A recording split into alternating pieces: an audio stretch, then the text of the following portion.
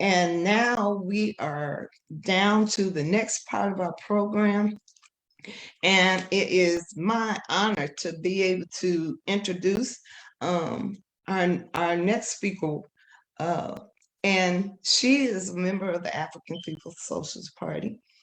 And she is our Haitian expert in the party. She is the administrative assistant in the office of the Chairman O'Malley Yeshitela. And she is also the Haitian writer for our publication, the Burning Spear newspaper. She is translated our 14-point platform into Haitian Creole. And she just really helps us to bring into context what it means to be from Haiti. She is from Haiti, and she grew up in Miami in Little Haiti, and her family comes from Haiti, and she spent many years living there. Elikya is, as I said, our expert. She is our official journalist, and I am glad to be able to call her my comrade and welcome her as she comes to share her presentation with us. Uhuru, Comrade Elikya.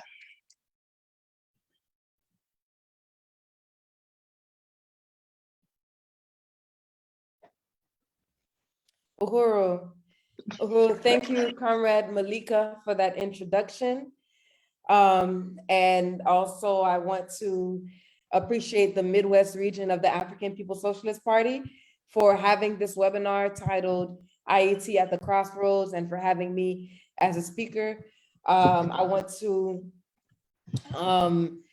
salute Brother Awod Compare for that presentation he just made, especially expanding on Jean-Jacques Dessalines. As was mentioned, my name is Elikya Ngoma, and I'm a member of the African People's Socialist Party. I am the administrative assistant for Chairman O'Malley Yeshitela, and it is the chairman who assigned me to be the African People's Socialist Party's Haiti expert, as well as the Haiti editor for our official journal, which is the Burning Spear newspaper, where every month I do provide an analysis using the theory of African internationalism, a revolutionary analysis on Haiti's history, as well as current struggles that are taking place right now. So the theme, Ayiti at a crossroads, I think that it's a very profound theme, and it shows you when you're at a crossroads, it shows you that you're either in a tough situation, or there's a decision that has to be made, or certain things that you are being faced with that you have to really confront. And so that's exactly what is going on with Africans in Haiti right now. And it also brings to mind the revolution that took place in Haiti between 1791 and late 1803, where for over a decade, the Africans in Haiti were engaged in, extremely organized struggle, relentless struggle against colonialism and the capitalist economic social system.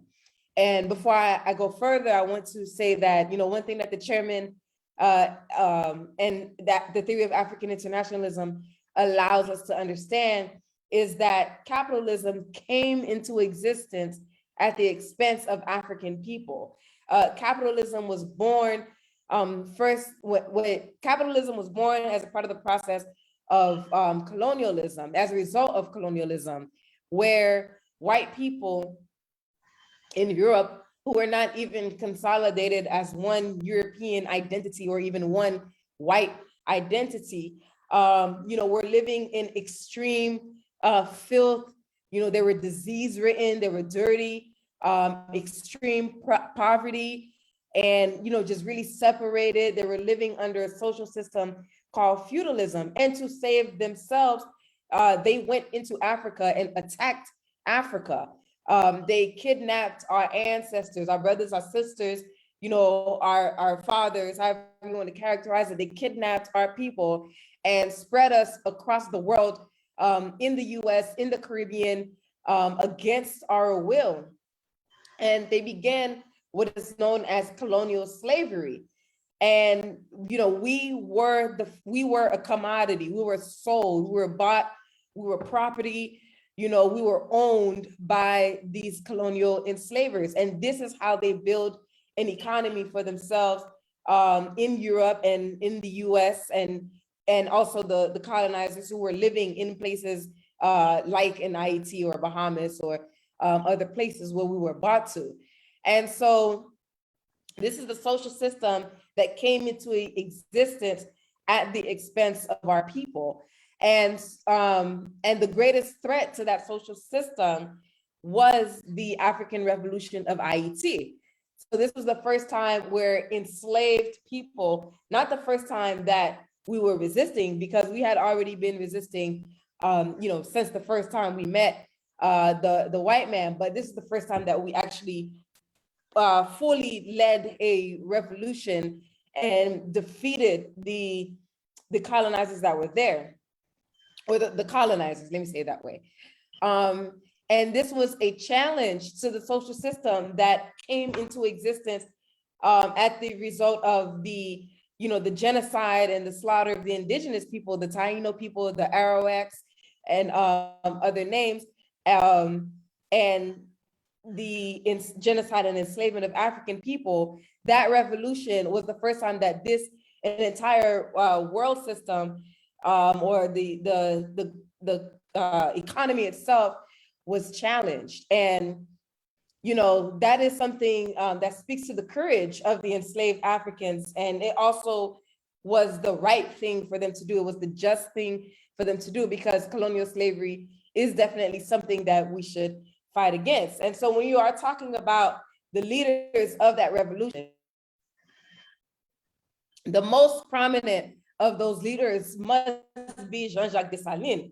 A lot of times, you know, when people do acknowledge the Haitian Revolution, because there is a very, I can't even say tendency, but people do overlook the Haitian Revolution. For example, in schools, they still teach that Napoleon and his army had never been defeated, and that's a lie. And they teach it that way because they don't want to acknowledge that not only had he been defeated, he'd been defeated by Africans, he'd been defeated by Black people, and by the people of Haiti. So they just teach that he had never been defeated. So when people do acknowledge the Haitian Revolution, they speak only about Toussaint Louverture, who was a vastly different leader from Jean-Jacques Dessalines. I actually have an article. It's split into two articles, but it's actually one long article that looks at Toussaint Louverture versus Jean-Jacques Dessalines, from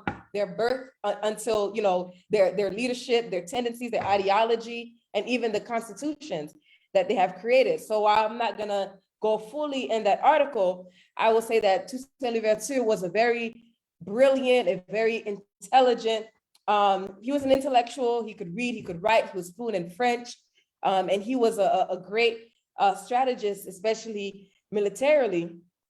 And he was an instrumental part in even teaching the Africans the military side of fighting, as opposed to just like your resistance or guerrilla fighting, but a lot of strategy. He was very key in training the Africans who made up the army.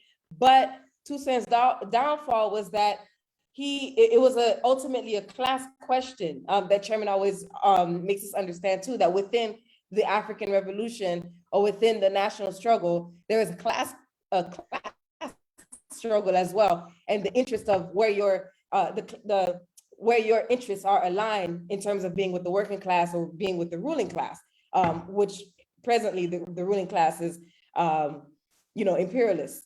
So Toussaint Louverture, believed that because of his military honor or his military expertise, that he would be able to be seen as equal by, the French and Spanish and British and other white military personnel. But Jean-Jacques Dessalines understood that, we're vastly different. These people are not to be trusted. You can't put any of your faith in them. And so Jean-Jacques Dessalines had a no-nonsense kind of approach to leadership. He also had a total retaliation approach as well. When the French asked to meet with Toussaint Louverture on the ship, it was Jean-Jacques Dessalines who warned him against doing that. He said, no, do not meet with them on the ship. And Toussaint Louverture didn't listen. He got on the ship and the French sailed away back to France, locked him up in atop of a mountain.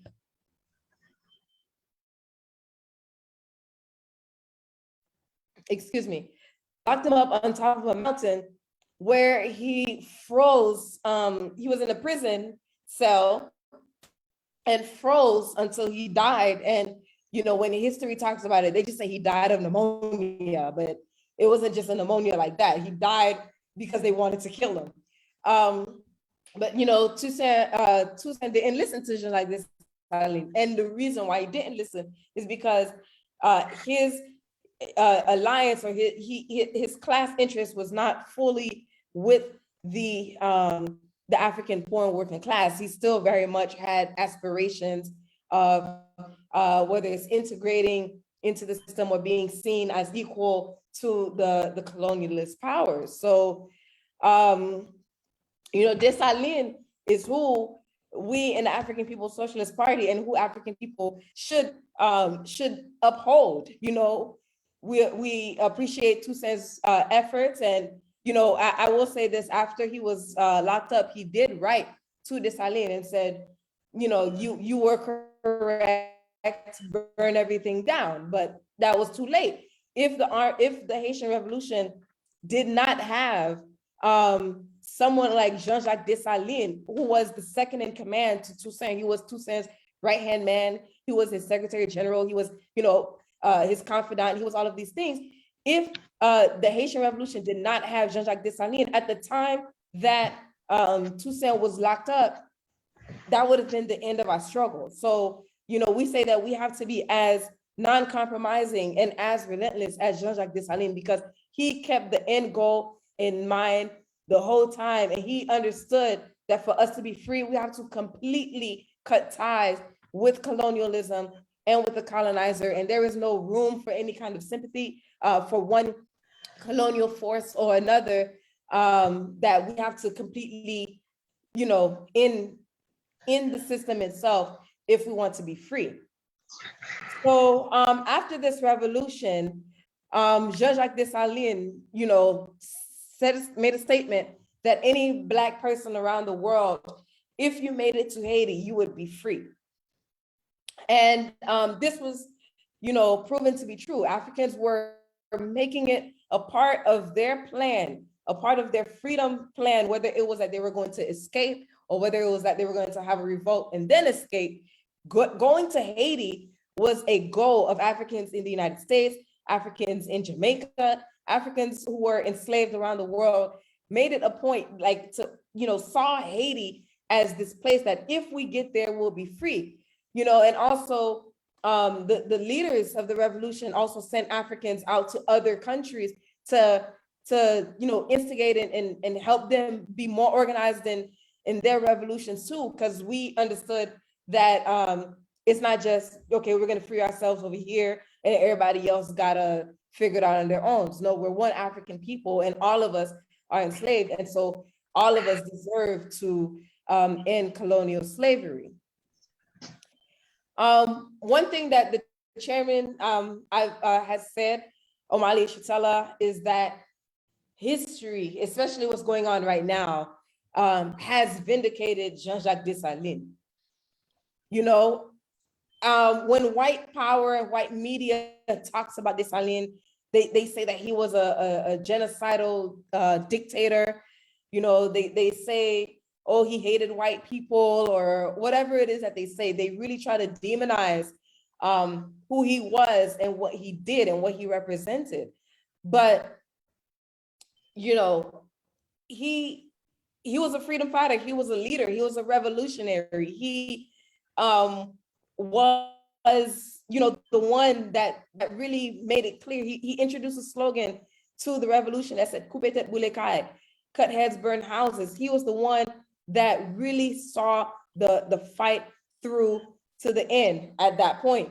And when you look at what's going on in Haiti today with, you know, the US, the United States, you know, being in Haiti, or France, you know, forcing Haiti to pay reparations, and the ongoing assault that is made against Haiti directly and against Haitian people, you know, those of us who are in Haiti and those of us who are here in the US or in other places, there's this ongoing attack made against Haiti. One, we know that it's directly because they want to make Haiti and Haitian people pay for the revolution that I just talked about. But, you know, it's to keep us oppressed. When you look at all of these things and the neocolonialism that is in Haiti, that the United States, they install their own leaders, their own people, they install their own governments who work in their interests as opposed to in the interests of the people of Ayiti. It makes Dessalines' message even more correct today. It makes it very clear that, you know, our fight cannot be to make a better version of this system, or to be included in the system, or to be equal, or you know, however it is, but our fight must be the same fight that Dessalines and the other Africans were engaged in over 217 years ago, which was to end this social system and end this system that oppresses us. So that's why we say history has vindicated Jean-Jacques Dessalines, because he was absolutely correct. And that is the model that we should be fighting for today. I don't have too much time left, but I want to say that, you know, when you talk about Haiti's history and ongoing resistance, you know, Haiti is a place that, you know, despite the constant attacks that have been made by the US, by Canada, by the United Nations, by France, and by the Haitian neo-colonial government, the people have always been resisting. Even though white media, when they talk about, you know, the ongoing protests and things like that, they try to spin it in a way to make, you know, You're right. the protest. Okay. Oh. Or they say it in a way to try to make, you know, the ongoing resistance of the people the problem of Haiti, instead of acknowledging that the problem of Haiti are the things that the people are resisting against, which is the poverty, which is, you know, the increasing cost of living, you know, which is, you know, insecurity, which is, you know, kidnapping, and all of these things that the government facilitate, they orchestrate and facilitate in the country. They make the resistance the problem, but the problem is the things that we're resisting against. So, you know, the resistance of the people is strong. And the most recent or notable example of that was what took place in Haiti between 2018, August of 2018, up until about February of 2020, where the people were engaged in daily struggle, mainly concentrated in Port-au-Prince, in the capital, but still throughout the country as well. Every single day, the people took to the streets, you know, to really condemn the government's waste of the money that came from the Petro-Caribe funds. I do have an article about that on the Burning Spear newspaper as well. And so between August of 2018, you know, people were in the streets every single day, really, you know, saying that they're tired of this mess. They're tired of the conditions that we are living in. And it was only stopped by the beginning, February 2020, the beginning of the coronavirus around the world. So this is the spirit of the resistance that is still existing amongst Africans in Haiti. And this is the spirit of resistance that we need to really cultivate amongst African people everywhere, but it has to be organized. It cannot be, you know, just sporadic kind of resistance. It can't be, you know, directionless. And this is where, you know, organizations like the African Socialist International and the African People's Socialist Party comes into play to give this resistance, this ongoing resistance, a direction and an end goal. And so I have just a few minutes left, but as African internationalists, we believe that all Black people are part of a single nation, which is the African nation.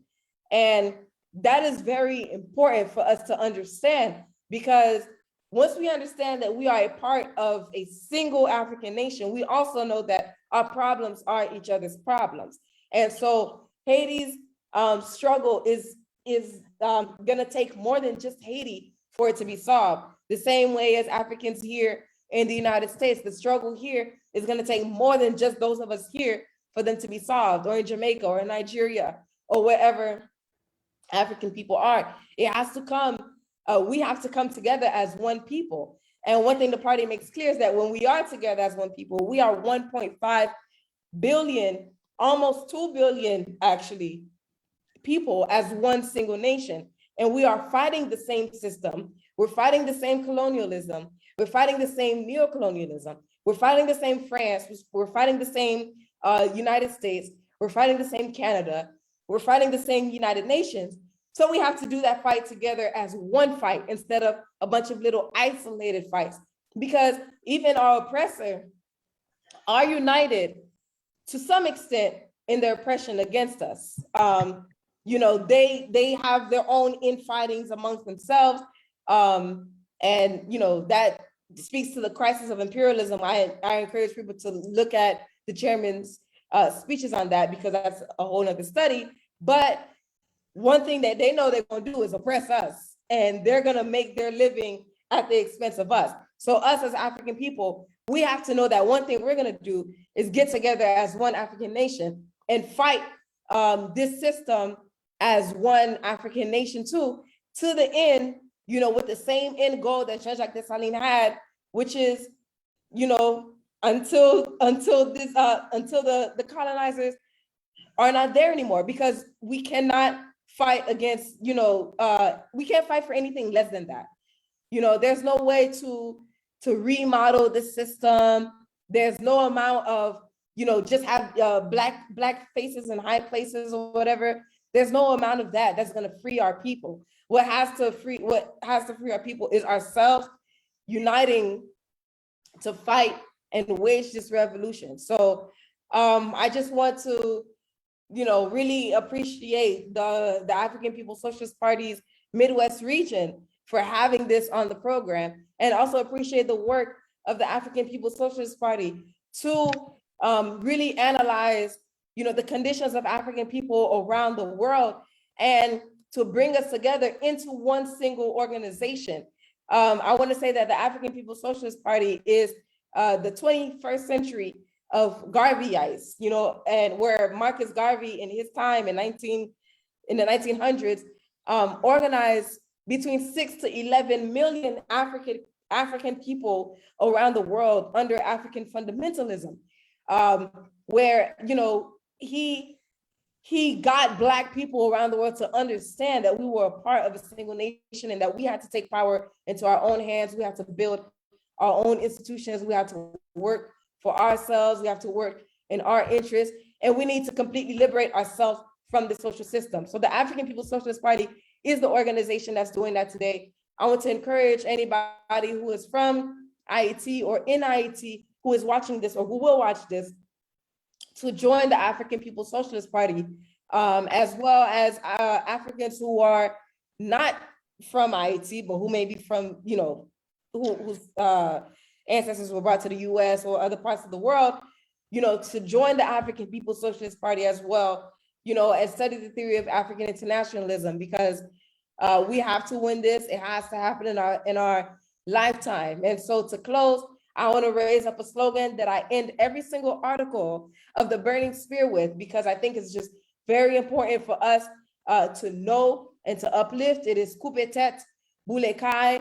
It is Haitian Creole for cut heads, burn houses. This was the slogan that the African people in that revolution kept in mind this entire time. And this is the slogan that we have to follow today, because this is what's going to bring us to victory for once and for all. So we say, coup peut-être, boule kai, uhuru. Long live Jean-Jacques Dessalines, vive révolution, vive Haiti. Uhuru.